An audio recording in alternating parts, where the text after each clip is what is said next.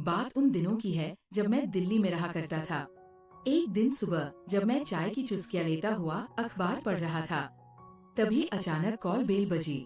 मैंने तुरंत उठकर दरवाजा खोला तो सामने लगभग 22 से 23 वर्ष की उम्र के एक नवयुवक को खड़ा पाया। उसने स्वयं अपना परिचय देते हुए मुझे बताया कि वह पास ही में स्थित एक छोटी सी कॉलोनी में रहता है। उसका नाम रमेश है और वह मुझसे एक महत्वपूर्ण मसले पर मार्गदर्शन लेने आया है। मैंने उसे अंदर बुलाकर बरामदे में पड़ी कुर्सी पर बैठने को कहा। उसके बाद मैंने उससे पूछा कि वह किस विषय में मुझसे सलाह लेना चाहता है। वह बोला, सर, मुझे एक लड़की से आई लव यू कहना है। आप इस विषय में यदि मुझे गाइड कर सके तो आपकी मुझ पर बड़ी मेहरबानी होगी। उसके इस अनुरोध को सुनकर मुझे बहुत क्रोध आया। मैंने उसकी वेशभूषा पर ध्यान दिया। वह मैली पटवा शर्ट पहने हुए था जो 2-3 जगहों पर फटी हुई भी थी। मैंने उसे जाने का इशारा करते हुए कहा, तुम्हारी हिम्मत कैसे हुई मुझसे इस तरह की बेहुदा बात करने की? तुम तुरंत यहाँ से दफा हो जाओ और आइंदा इस घर में कभी कदम मत रखना। मेरा इतने कहते ही वो युवक फूट फूट कर रोने लगा और रोते रोते मेरे पैरों पर गिर पड़ा और बोला, सर, घर में बहुत गरीबी है। पिताजी लकवे के मरीज है, माँ थोड़ा बहुत सिलाई बुनाई कर कुछ कमाती है एवं मैं बीए पास बेरोजगार हूँ। मुझ पर दया कीजिए।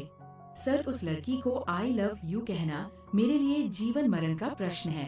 घर में जब ऐसे हालात है तो तुम्हें ये इश्क फरमाने की कैसे सूझी?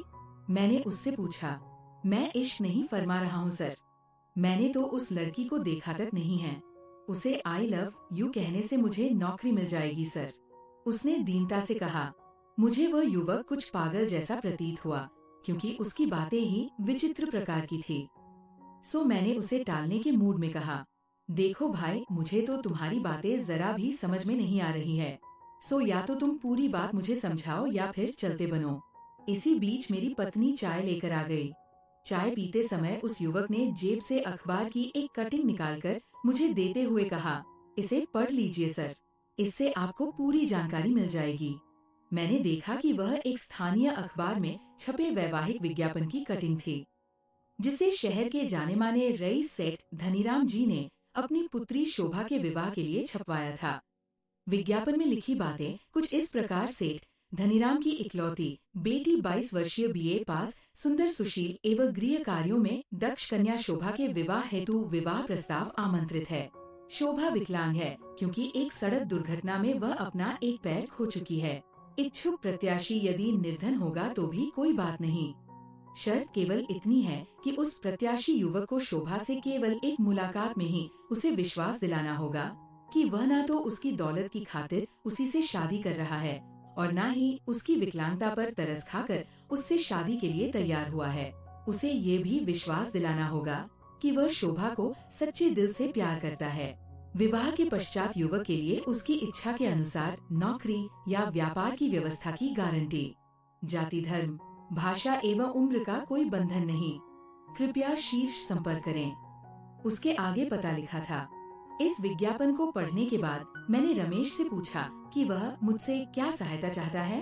उसने कहा, सर, मुझे तो समझ में ही नहीं आ रहा है कि मैं उससे कैसे बात करूंगा और किन शब्दों में उसे विश्वास दिला पाऊंगा कि मैं ना तो धर्म के लालच में एवं ना ही उसकी विकलांगता पर तरस खाकर उससे शादी करने की सोच रहा हूँ। इसके अलावा मैं कैसे उससे कह सकूंगा कि मैं उससे सच्चे दिल से प्यार करता हूँ, क्योंकि ऐसा कहना गलत होगा। मैं तो केवल नौकरी की खातिर ही उससे शादी कर रहा हूँ। परिस्थिति वाकई काफी गंभीर थी। मैंने रमेश से कहा, मुझे भी यही लगता है कि तुम शायद ही उससे कुछ कह पाओगे। बेहतर यही होगा कि तुम अपनी भावनाएं एक पत्र में व्यक्त कर दो एवं वह पत्र उसे स्वयं देकर घर आ जाओ। मैंने उससे ये भी कहा कि पत्र लिखने में यदि भाषा या व्याकरण संबंधी कोई कठिनाई हो तो वह यदि उचित समझे तो पत्र मुझे दिखा सकता है। मैं उसकी भाषा संबंधी गलतियां ठीक कर दूंगा। लेकिन रमेश ने मुझसे कहा, सर, मेरी हिंदी अच्छी है। बीए की परीक्षा में मुझे हिंदी विषय में 70% अंक मिले थे। सो पत्र लिखने में मुझे कोई कठिनाई नहीं होगी। कि हाँ, आपके सुझाव के अनुसार मैं उसकी भाषा सही हो इसका पूरा ध्यान रखूंगा। इस घटना के 4 दिन बाद की बात है। मेरे घर के सामने एक कार आकर रुकी और उसमें से सेठ धनीराम जी उतरे।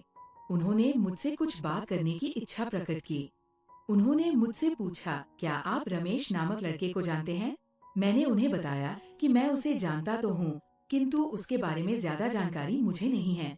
इस पर उन्होंने कहा, उस लड़के ने 4 दिन पहले शोभा से मिलकर उसे एक पत्र दिया था और परिचितों में उसने केवल आपका ही नाम एवं पता दिया था। यही कारण है कि हम आपसे चर्चा करने आए हैं। असल बात यह है कि शोभा रमेश के पत्र को पढ़कर उससे बहुत प्रभावित हो गई है एवं उससे ही विवाह करने का फैसला कर लिया है। अब हमें उसके घर जाकर उसके माता पिता से बात करनी है। तो इसमें कठिनाई क्या है? फौरन जाकर बात पक्की कर लीजिए। मैंने कहा, मार्ग में एक बहुत बड़ी कठिनाई है साहब। ये देखिए उसका पत्र और पढ़िए कि पत्र के अंत में उसने क्या शर्त रख दी है। पत्र पढ़कर मैं रमेश की बुद्धिमता का प्रशंसक हो गया। उसका पत्र इस प्रकार था। आदरणीय शोभा जी, आपके पिताजी के द्वारा आपके विवाह हेतु समाचार पत्र में दिए गए विज्ञापन में निहित शर्त के अंतर्गत में ये पत्र लिख रहा हूँ। मेरा आपसे अनुरोध है कि आप मेरे पत्र में लिखी बातों पर शांतित से बिना किसी प्रवाह ग्रह के विचार करें और फिर अपने माता पिता से परामर्श करने के पश्चात ही अंतिम निर्णय पर पहुँचे। सर्वप्रथम तो मैं आपसे निवेदन करना चाहता हूँ कि मैं आपकी विकलांगता पर तरस खाकर कतई आपसे शादी नहीं करना चाहता हूँ। सच पूछिए तो आपसे अधिक विकलांग तो मैं हूँ। आप तो केवल शारीरिक रूप से ही विकलांग है, लेकिन मैं तो आर्थिक रूप से विकलांग हूँ। यही स्थिति बनी रही तो वो दिन भी दूर नहीं जब मैं मानसिक रूप से भी विकलांग हो जाऊंगा। मैं आपको स्पष्ट रूप से बता देना चाहता हूँ कि मुझे आपके पिताजी की संपत्ति का कोई लालच नहीं है। मैं अपनी मेहनत की कमाई में ही गुजारा करना पसंद करता हूँ, भले ही उसमें केवल एक वक्त की रोटी का गुजारा ही क्यों ना संभव हो। भूखे पेट सोना तो मुझ जैसे गरीबों की आदत में शुमार हो गया है। जहाँ तक आपसे प्यार की बात है, तो यदि मैं आपसे कहूँ कि आई लव यू, तो इससे बड़ा झूठ एवं पाखंड दूसरा नहीं होगा, क्योंकि मैं जब आपसे कभी मिला ही नहीं तो प्यार करने का प्रश्न ही नहीं उठता। मैं आपको स्पष्ट रूप से बता देना चाहता हूँ कि मैं आपसे विवाह हेतु केवल इसलिए सहमत हूँ क्योंकि ऐसा करने से मुझे आपके पिताजी नौकरी दिलवा देंगे। हाँ, मैं इतना वादा अवश्य करता हूँ कि मेरी जो भी कमाई होगी उसमें अपनी हैसियत के अनुसार आपको खुशी रखने का मैं भरकस प्रयास करूँगा। अंत में मेरी भी एक छोटी सी शर्त है, वह ये कि यदि आप मुझसे विवाह हेतु अपनी सहमति देती हैं, तो आपको भी मुझे विश्वास दिलाना होगा कि आप मेरी गरीबी पर तरस खाकर मुझसे शादी नहीं कर रही हैं एवं आप मुझसे कभी भी घर जमाई बनने का आग्रह नहीं करेंगी। अगर मेरी ये शर्त आपको स्वीकार नहीं है तो इस प्रकरण को यहीं समाप्त समझने की कृपा करें। पत्रोत्तर की प्रतीक्षा में रमेश पत्र पढ़ने के उपरांत मैंने धनीराम जी से पूछा कि अब इस मसले में भला मैं क्या कर सकता हूँ। इस पर उन्होंने कहा, मुझे समझ में नहीं आ रहा है कि शोभा उसे कैसे विश्वास दिला सकती है कि वह उसकी गरीबी पर तरस खाकर उससे विवाह नहीं कर रही है, बल्कि सच्चे दिल से उसकी स्पष्टवादिता एवं बुद्धिमता से प्रभावित होकर ही उससे विवाह हेतु सहमत है। मेरा आपसे विनम्र अनुरोध है कि आप कृपया उसका इस विषय में मार्गदर्शन कीजिए। ठीक है, आप जाकर शोभा को मेरे पास ले आइए। मैं उससे इस विषय में बात करना चाहता हूँ। मैंने धनीराम जी से कहा, शोभा तो अपनी माँ के साथ बाहर कार में ही बैठी हुई है। धनीराम जी ने कहा, ये सुनकर मैंने आश्चर्य से उनसे कहा, आप भी कमाल करते हैं। भाभी जी और शोभा को बाहर कार में क्यों छोड़ दिया आपने? उन्हें भी अपने साथ अंदर ले आते। साहब, बात यह है कि वे दोनों बेहद संकोची स्वभाव की है, इसलिए मैंने सोचा कि पहले मैं ही आपसे चर्चा कर लूं तो अधिक अच्छा रहेगा। धनीराम जी ने कहा। फिर मेरे अनुरोध पर धनीराम शोभा और उसकी माँ को मेरे ड्राइंग रूम में ले आए। फिर हम सब चाय पीने लगे। अब मैंने शोभा से कहा, बेटी, अब तुम भी रमेश को एक पत्र लिख दो जिसे पढ़कर उसे लगे कि उसकी शर्त पूरी हो चुकी है। अंकल, मैं एक पत्र लिख कर लाई हूँ, आप कृपया उसे देखकर बताइए कि यह पर्याप्त है या इसमें कुछ संशोधन की आवश्यकता है।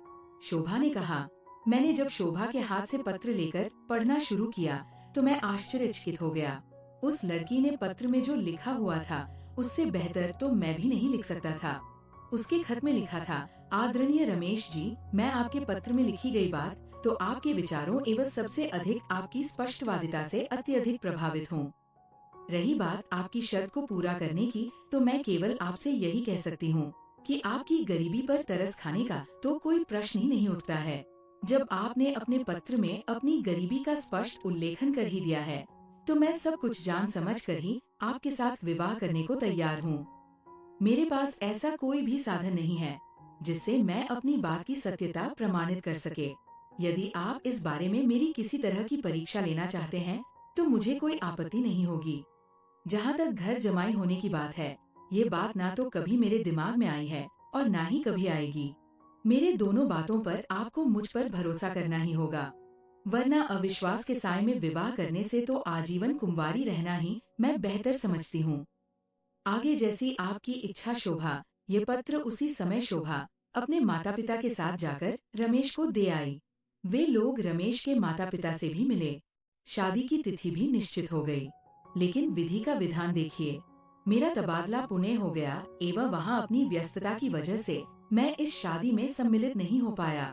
लगभग 1-1.5 वर्ष बाद रमेश और सुभा पुणे स्थित मेरे निवास पर आए। दोनों काफी प्रसन्न थे और उनकी गोद में एक नन्हा सा गुड्डा भी था। मुझे ये जानकर बड़ी तसल्ली हुई कि मेरे द्वारा उन्हें दिया गया मार्गदर्शन व्यर्थ सिद्ध नहीं हुआ। दोस्तों, आपको ये कहानी अच्छी लगी हो तो प्लीज वीडियो को लाइक कीजिएगा और चैनल को सब्सक्राइब